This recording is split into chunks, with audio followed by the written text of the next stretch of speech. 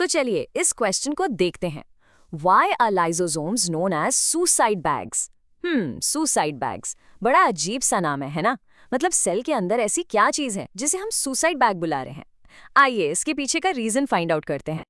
देखिए, हर जिंदा सेल के अंदर ना एक छोटी सी फैक्ट्री की तरह कई अलग अलग पार्ट्स काम करते रहते हैं। इन पार्ट्स को हम कहते हैं ऑर्गेनेल्स, और उन्हीं में से एक बहुत ही जरूरी ऑर्गेनेल है ये, यानी कि लाइसोसोम, जिसे आप इस डायग्राम में आराम से आइडेंटिफाई कर सकते हैं। तो इसका मेन फंक्शन क्या है? इसका काम है सेल को साफ सुथरा रखना, बिल्कुल एक वेस्ट डिस्पोजल सिस्टम की तरह। आप इसे सेल का क्लीनिंग क्रू भी कह सकते हो।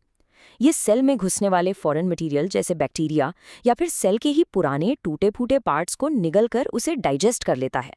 इससे सेल हमेशा साफ और हेल्दी रहता है।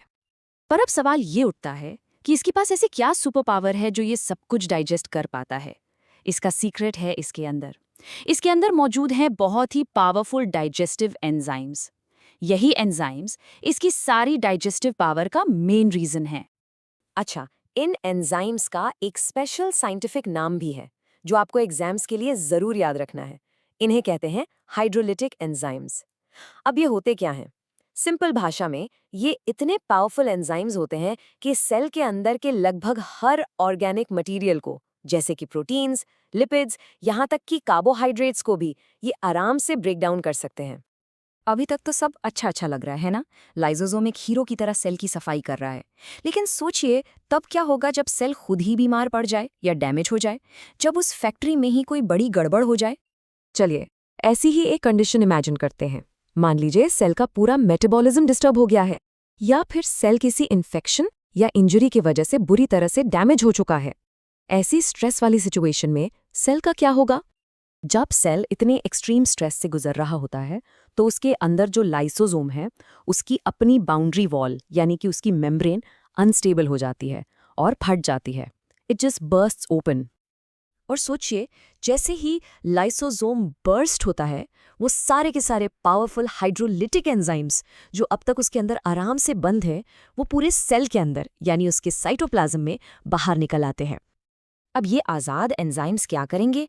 उनका काम तो डाइजेस्ट करना है, और अब उन्हें कोई फर्क नहीं पड़ता कि सामने क्या है। इसका रिजल्ट ये होता है कि ये एंजाइम्स अपने ही घर को, यानी सेल के दूसरे जरूरी पार्ट्स जैसे माइटोकॉन्ड्रिया और राइबोसोम्स को ही डाइजेस्ट करना शुरू कर देते हैं।